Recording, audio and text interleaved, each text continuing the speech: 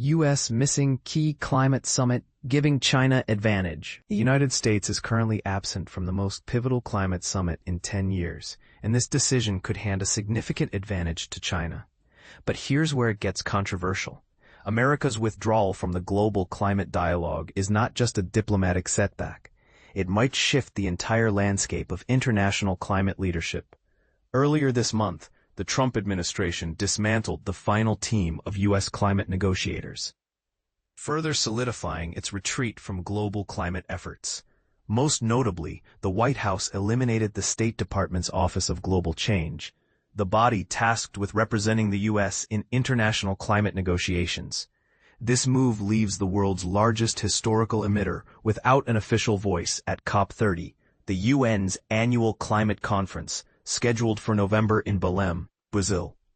Without climate staff in place at the State Department, even members of Congress who usually attend these talks have found themselves unable to secure participation due to accreditation issues, according to a source familiar with the process.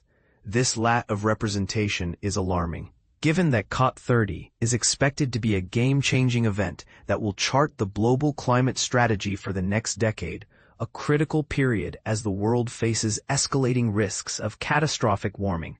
Harjit Singh, a climate veteran and director of the Satat Sampada Climate Foundation, bluntly described the U.S. approach as abandoning its responsibilities in the midst of a planetary emergency. He pointed out the inherent contradictions in America's past climate role. While the U.S. has rhetorically supported ambitious climate goals, domestically, it has often expanded fossil fuel extraction. This absence, Singh warns, creates a dangerous void on the global stage. One of President Trump's first acts was to pull the U.S. out of the Paris Agreement, a commitment he reversed and reaffirmed during his administrations, signaling a hardline stance against climate action. The recent closure of the State Department's climate office underscores this trajectory. Although a State Department spokesperson claimed that related climate work will continue in other offices, they did not provide clear answers about whether the U.S. would participate in COP30. Experts fear this lack of U.S. involvement could undermine global climate ambition. Wealthier nations, including European countries, might take it as a green light to scale back their commitments. China has been aggressively expanding its renewable energy capacity, pushing forward clean energy infrastructure at a rapid pace. Meanwhile, the U.S. is cutting back its wind and solar sectors and gravitating back toward fossil fuels, especially coal and oil.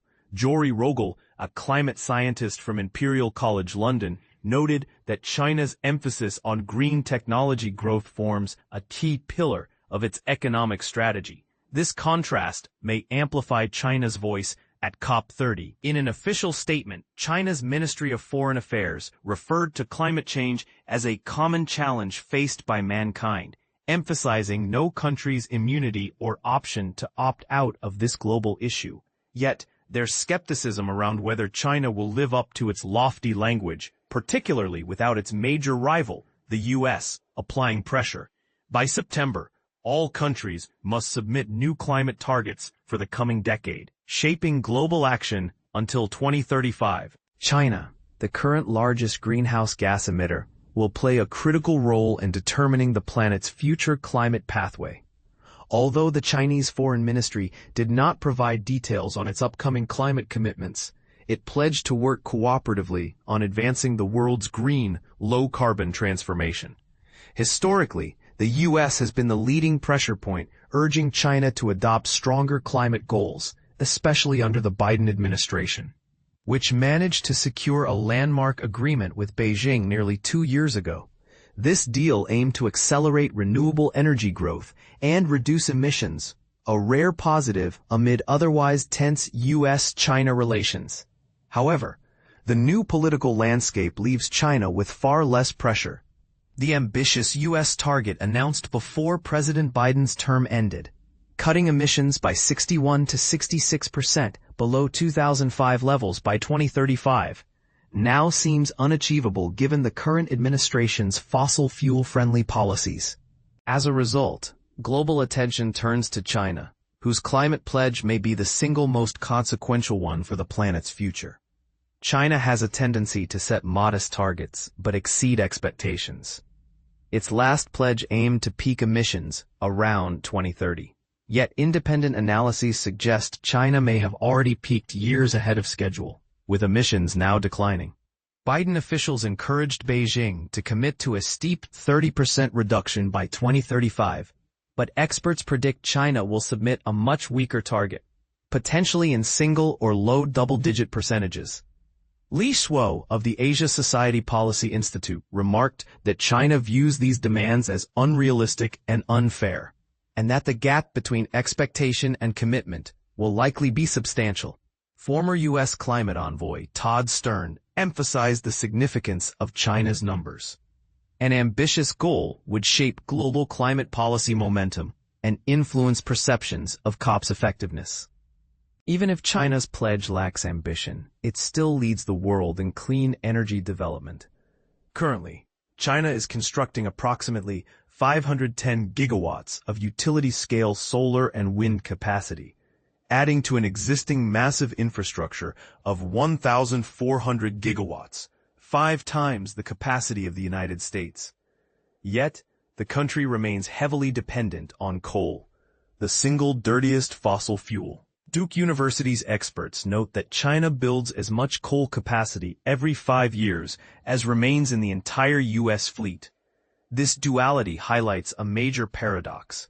While the U.S. withdrawal from global climate talks might boost China's position as a climate leader, it also reduces pressure on Beijing to speed up its notoriously challenging shift. And what does this mean for the reality of tackling climate change in the decade that matters most?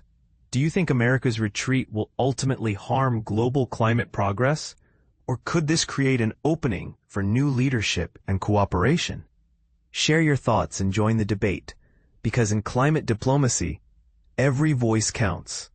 UN Emergency Meeting. Sky-high accommodation costs threaten COP30 climate summit. Imagine a global climate summit where the very act of attending becomes a luxury, and the irony is that the most vulnerable nations are the ones priced out. But here's where it gets controversial. Brazil's choice to host COP30 in Belém, a city in the Amazon rainforest, has sparked a firestorm over sky-high hotel costs that could sideline developing countries, indigenous communities, and activists from the negotiations. And this is the part most people miss. The logistical nightmare isn't just about money. It's about who gets a seat at the table when the world's future hangs in the balance. The United Nations Climate Bureau recently convened an emergency session to address concerns that accommodation prices in Belém could make it impossible for poorer nations to participate.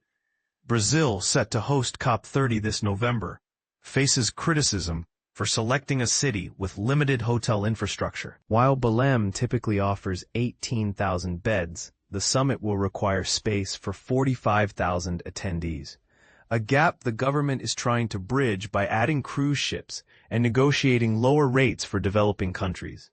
Yet even the $220 per night deal falls short of the $149 daily subsistence allowance, DSA, provided by the UN to poorer nations. For wealthier delegations, costs soar to $600 a night, far exceeding what's typical at past COP events. This might become the most inaccessible COP in recent memory, warned Juan Carlos Monterrey Gomez, a Panamanian negotiator, in June. He highlighted the risk that small island states, indigenous leaders, and civil society groups might be excluded entirely. Media outlets, NGOs, and charities have echoed these concerns, fearing they'll be forced to withdraw if solutions aren't found. Brazil's president, Luiz Inácio Lula da Silva, has defended the decision, telling critics to sleep under the stars if hotels are unavailable.